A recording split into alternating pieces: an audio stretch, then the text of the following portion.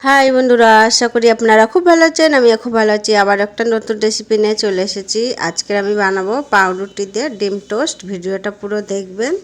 আর এটা কিন্তু চটপট খুব তাড়াতাড়ি হয়ে যায়, খেতেও কিন্তু খুবই ভালো লাগে। বাচ্চাদের বিকেলে বা সকালে বা কোনো আত্মীয় হলে এটা আপনারা ঝটপট বানিয়ে দিতে পারেন, খুব তাড়াতাড়ি হয়ে যায়।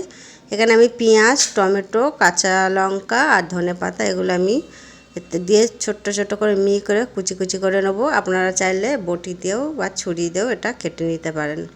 কাটাটা হয়ে গেছে, এবার আমি দুটো ডিম ভেঙে নেবো।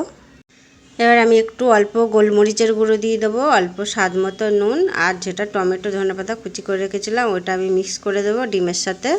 ভালোভাবে ফেটিয়ে নিতে হবে। এবার কড়াইতে একটা ফ্রাইং প্যান বসিয়ে দিয়েছি, অল্প সাদা তেল দিয়ে দেবো। আপনারা চাইলে এটা বাটার দিয়েও ভাজতে পারেন।